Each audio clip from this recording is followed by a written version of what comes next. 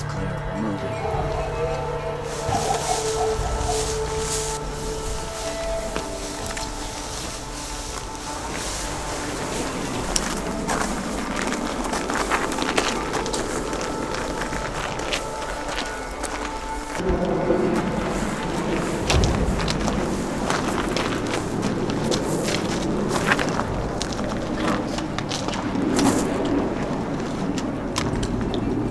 Mako Actual, this is Neptune 1-2. We're at the rear of the target building. How copy?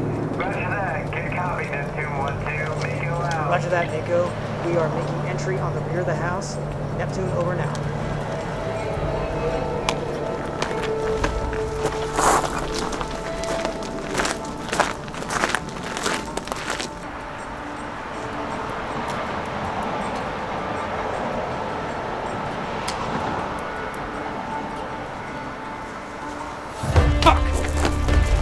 Mako, this is Neptune. We just got compromised. We're making entry on the rear now.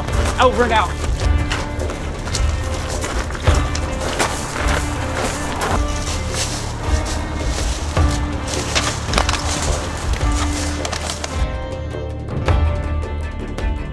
Welcome back to another Clone or Die video. And now I spend a lot of time normally talking about the guns, especially those used during the global war on terror. What I don't talk about as often, I've added it to the videos recently, but I don't really go in depth, is the gear used during the conflicts that goes along with the weapons, that goes along with the battles.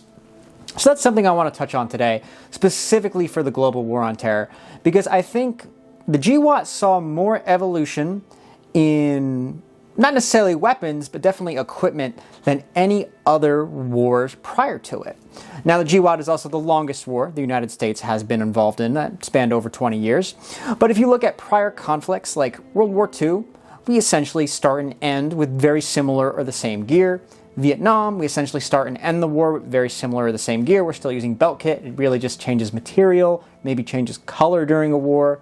The Cold War, we don't see a ton of change as far as conventional army. Of course, things are always different for special operations. They have more varied stuff, but we don't generally see a ton of change. I mean, M81 Woodland is from 1981 till 2005 is the standard issue pattern, and Alice gear is used for the majority of that time period, and that's well over 20 years.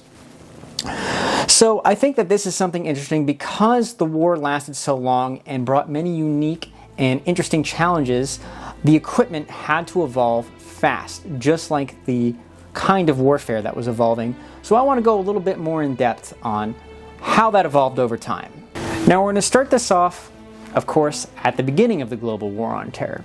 What is the standard issue armor equipment of the time?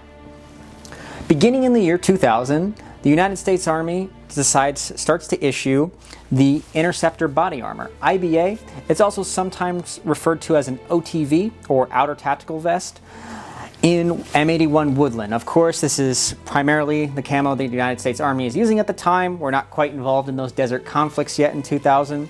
And the first place we're actually going to see the Interceptor body armor get used is in Kosovo. In the year 2000, they start to issue them out. Obviously, PASGITs are not really body armor. They're more fragmentation protection. And they're seeing a lot of combat there. So they issued out Ranger body armors as an interim. And then they got the new armors that have the big advantage to these is not only do they have soft armor, but they also have hard armor plates that'll stop rifle rounds. So now we finally have a standard issue rifle rated body armor. Now this is definitely a product of its time. It is, instead of a more traditional modern plate carrier where it's like plate bags and a cummerbund, this is kind of a wraparound system where it wraps all around you and you put it on more like a vest or a jacket. It is somewhat modular. The soft armor, you're always going to have soft armor. You're always going to have your plates. It does have like a dick flap, that's soft armor, and a collar. I took the collar off. I didn't want to wear it. A lot of Army guys in the Army didn't wear them. More so the Marines did. The dick flap, again, something you sometimes see, sometimes don't see. Now this particular plate carrier is something that is set up more towards the invasion of Iraq time period, the 2003 time period. Not necessarily early Afghanistan. In Afghanistan, you'll still see a lot of holdover legacy gear. Guys had been in for a long period of time at that point, and what did they use? Alice gear. So they get their new vest and they're just going to wear it with Alice gear. They're not going to use the pouches or anything. They've used Alice gear for years. They're accustomed to it. A few years down the line, once we get to Iraq, we start to see guys using really all of the issued pouches, as well as some personal purchase items. Like I have this Camelback on here. This is a Camelback Mule, an old one that's in DCU. That would be like a personal purchase item from me. Outside of that, the rest we have are the issued pouches on here. And the issued pouches are kind of hard to get items out of. They're not the best design. They are based on the LBV pouches that the Army had designed in the 90s. They essentially took that same pouch and put some MOLLE on it, and now you can modularly put it on your vest. Still kind of hard to get your magazines out of these pouches, unlike the later design. I have a DCU one here as well, just because you sometimes see some guys with some DCU ones, either if it was personal purchase or issued, I'm not really sure, but you see it occasionally. I think it looks cool, breaks it up a little bit. To go along with this, new body armor that the Army starts issuing in 2000, they also start to issue new helmets. And that would be the MICH/ACH system. They're both really kind of the same helmet, to replace the PASGAT. Now, as with things go, plenty of PASGAT helmets are still used in Iraq and Afghanistan because you can only make so many helmets and you don't have enough for everybody, as it often happens. Now, the MICH, pretty good helmet actually. This is very good helmet. You can't really complain. It comes in a low cut version, a mid cut, and a high cut. Of course, the regular Army is only going to get the low cut version. Initially, it's going to be issued. Again, we're going to start to see it show up in Kosovo, but then we start to see it more.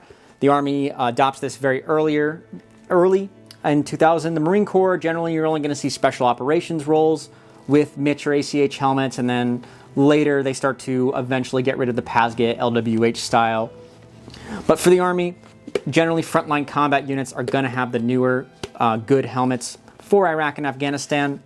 And these are very relevant. These are even a good design today. You can't go wrong if you can get a MICH or an ACH on the cheap. I honestly don't think these are a bad way to go. This one in particular just has a DCU cover on it. These covers are pretty neat because they're reversible, so it's woodland on the other side. And then I have it set up for with night vision, the old USGI Rhino mount, which is not exactly a great mount by modern standards, but it's not the worst. I think it's pretty decent. And the old suspension systems, this is an old MSA style one, where originally they would be black, and then as we would adopt different camos and change over time, we would change the suspension systems. Honestly, not the great. There are other third-party suspension systems and third-party pads that are much better than what are issued in these. Of course, going into these conflicts, we've got our weapons as well. So, standard issue side armor of the time, of course, the Beretta M9 for the United States military would not be replaced for quite some time. The United States Army would be in the process of getting M4s to everybody. In Afghanistan, typically we're going to see M4s that look like this. They're not going to have any of the nice SOT mod stuff on them. They're just going to be issued out. And honestly, most guys were used to shooting iron sights, so they preferred it. You even see Green Berets going in early Afghanistan because they had shot iron sights their whole career. It's not that they didn't have red dots or ACOGs, but they were used to shooting iron sights, so they shot irons. And if you didn't have PECs, many units took a long time to get them. Having the Knight's Armament rail is not necessarily the most useful thing in the world. So you will see a lot of plastic handguards just ran in this bone stock kind of early M4 configuration. Of course, occasionally we're also going to see the cool guy SOT mod setup, where we've got our CAC rail, Surefire, PEC, aim point light, which would become the standard issue for the Army. This is a little bit less common in early Afghanistan, but then once we get to Iraq, we start to see more and more M4s get issued out, as well as M16A4s and M16A2s. The Army still has a ton of those. It takes time to make guns. It takes time to make attachments, so not everybody gets the latest and greatest. Now, of course, moving on to the year 2005. Prior to this, the Marine Corps had adopted a pretty cool looking, nifty digital camo called MARPAD, and the Army was not allowed to use it. But they decide, hey, the Marine Corps got that cool digital camo, we want our own digital camo. We've got a great design. We've got ACU/UCP. Technically, the uniform cut is ACU, but most people refer to that. The actual pattern is typically called UCP, which stands for Universal Camouflage Pattern, and it is universal to nothing. A lot of people hated ACU. They think it's one of the biggest wastes of money and one of the biggest mistakes that the United States Army ever made, but in the Army's infinite wisdom, they thought this was great for a Middle Eastern camo pattern. Yeah, I don't know. 2005, the Army decides to start issuing this new camouflage pattern, and they want to update the existing Interceptor body armor initially.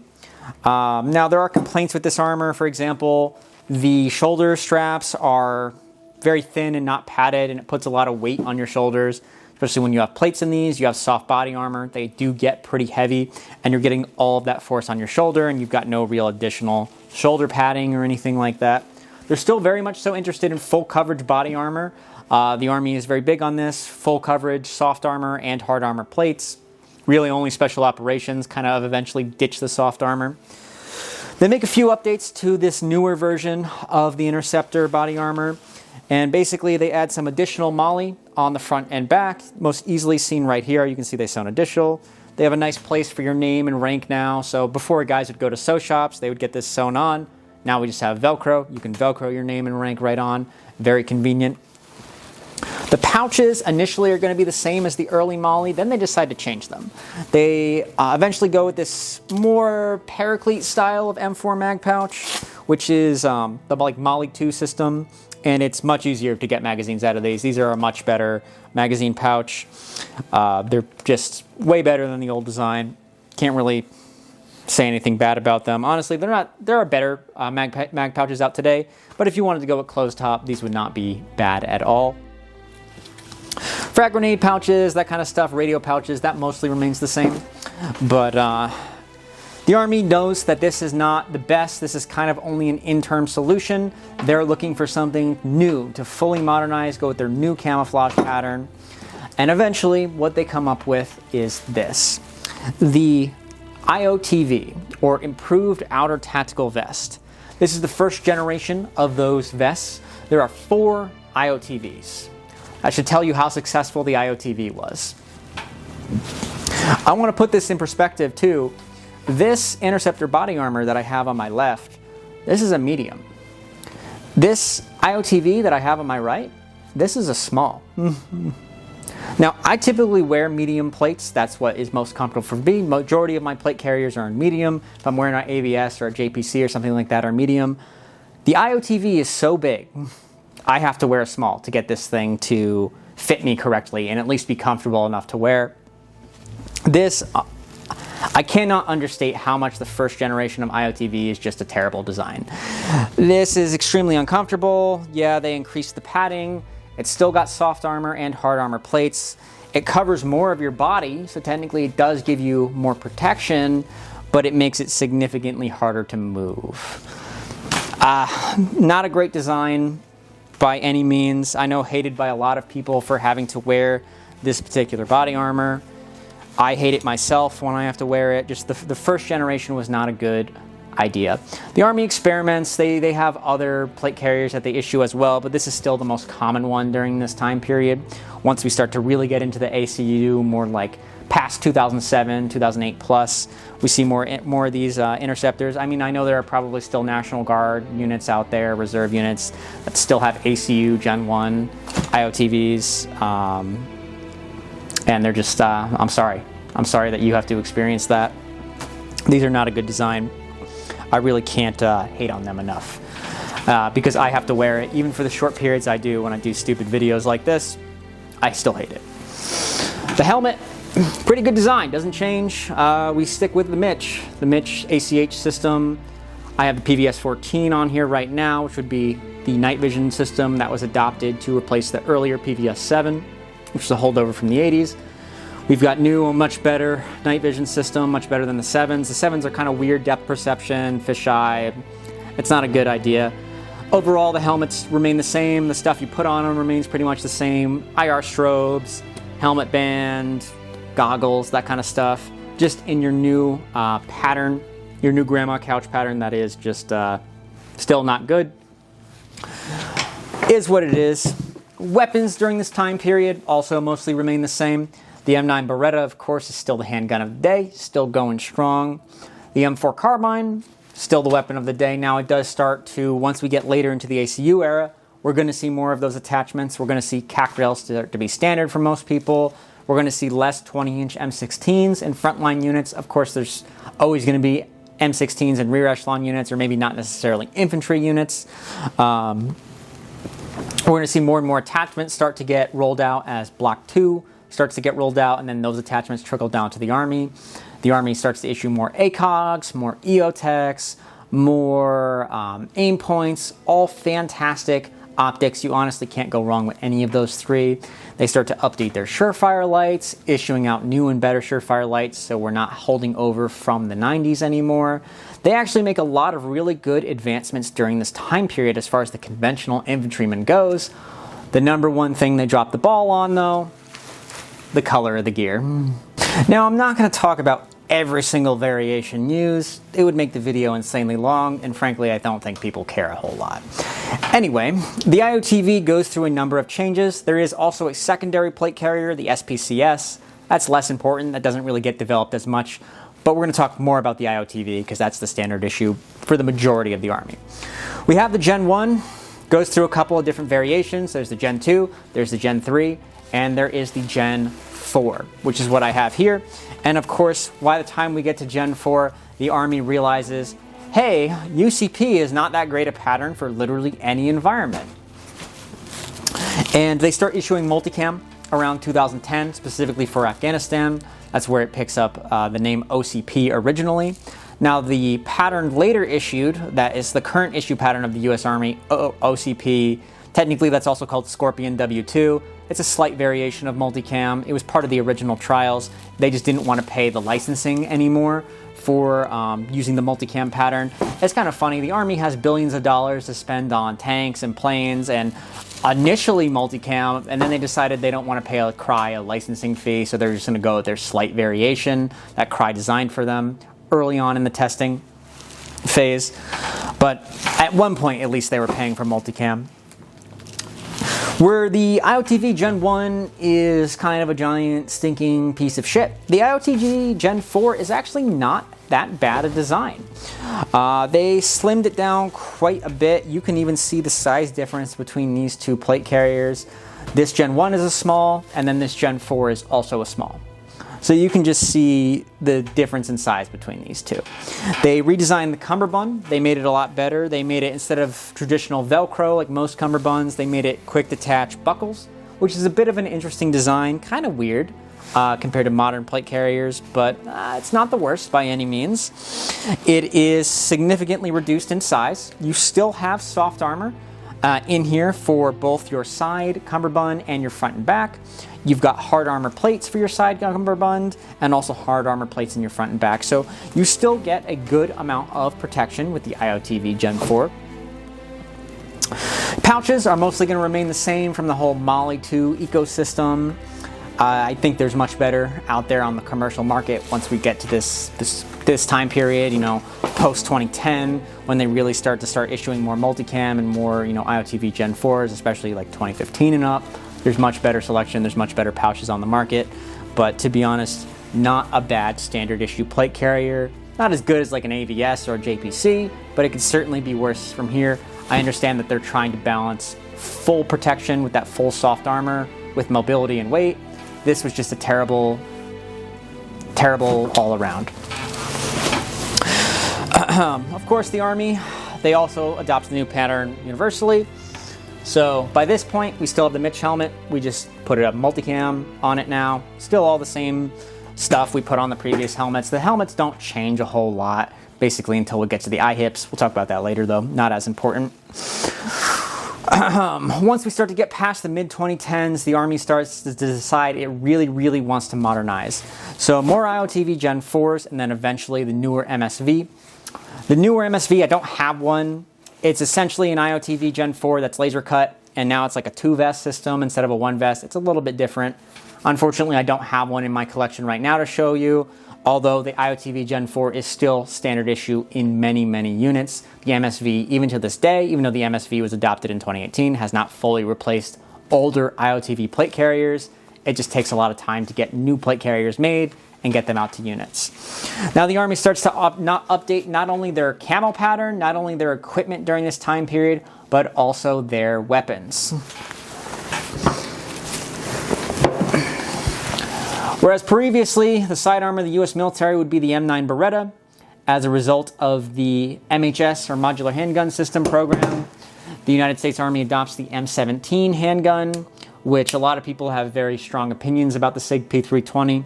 For me, it's not my favorite handgun in the world. Honestly, I prefer the Beretta. I just like hammer-fired guns over striker-fired, though. So that's my opinion. There are a lot of people out there that really like the P320. There are a lot of people out there that really hate the P320. They've got strong opinions. I don't really have a crazy strong opinion about the P320. It's okay. It's just not my favorite gun in the world. I'm a Beretta purist. Now, the M4 also does go through some changes during this time period. Early on, I've talked about this before in some of my M4 videos. We have our early SOP mod guns. The Army decides they want to update a few things. They put a heavier barrel on, they put ambidextrous selector switches on, etc., etc. I'll cover that more in specific gun videos. This is more of a gear video. But we start to go away from things like this, we start to update a little bit more. So instead of the PEC 2, we get our newer PEC 15. Instead of our old Surefire lights, we start to issue out newer Surefire lights. We start to go away from the Comp M2 more towards the Comp M4 and the EOTechs. There are various EOTechs that would use the 5.52, for example, though, was very popular.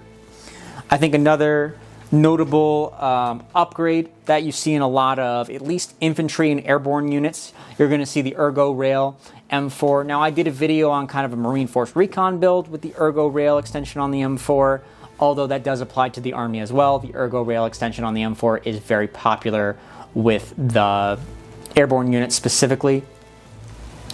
Now, where do we go from here? Kind of I touched on it a little bit earlier. From the IOTV Gen 4, we go to the MSV, essentially a laser cut thing of this, and the IHIPS helmet. The M4 carbine is also kind of up in the air as far as getting replaced with the SIG M7. Now, of course, most people speculate that that's probably not going to happen. The M7 is more than likely not going to fully replace the M4 carbine, but that's not for me to say. The Army has made all kinds of mistakes before. Look what they used to do. They can make mistakes again in the future. That would not surprise me if they ended up going with something like that, regardless of it being a good decision. I think this period is really still important to be studied because what we entered the GWOT with those old, OTV, IBA plate carriers, or vests, they're not really plate carriers, to end up with then something like this in 10, 15-ish years is really crazy development. Because if you look at the Vietnam War, and we could look at, we'll be conservative, and we'll say 1965 to 1972 for American involvement in the Vietnam War. And we start with M56, web belt, web kit, and then we end essentially at Alice gear. There's no real Alice gear in the Vietnam War, but there's M67. It's very similar, not quite the same. But we start with cotton belt kit, and then we end up just with nylon belt kit of basically exactly the same things. We spend not quite 10 years, but we spend this large period of time fighting this conflict and still end up with gear that's exactly the same. Whereas we spend this large period of time fighting the GWOT, and things change so radically, so quickly, going through camo patterns, going through weapons, going through attachments, going through all kinds of equipment. And it's really crazy to see how rapid that industry has become. How fast in the gun industry things develop, new rails, new innovations, new systems, new IR lasers, new optics come out almost every day now. There's crazy the amount of development and the amount of development speed there is when, something like a Aimpoint 5000 would be made in the 80s and 90s for 10 years. And they would maybe come out with a new one like at the 7-year mark or something. And now we're just flying through optics, releases every year, innovations. I think the global war on terror definitely kickstarted that community and the innovation of, hey, we started with equipment that was relative to the time. Maybe not the best. Special operations probably got a little bit better, but it's what they had. And now we have fantastic, very reliable weapons, better magazines, better optics, better everything. Well, I know this was kind of a little bit of a different video for me to talk about equipment. I think it's still pretty interesting. It's still definitely something worth taking a look at and worth studying. Aside from maybe the normal gun videos, that's still going to be our main bread and butter here. But the occasional departure to look at something like this, I think is pretty interesting and pretty cool. Now, if you made it all the way to the end of the video, I do appreciate it. I do appreciate when people watch, comment, like, you know, engage with my content, so I'm just not some idiot who's just yelling into the void of the internet and nobody cares. I think this stuff is interesting, and I'm just glad that there are always people out there that think this stuff is interesting as well. So thank you again for watching and making it to the end. We got more content on the books for 2026. We got a lot of really cool stuff coming up this year, and I can't wait to share it with you all.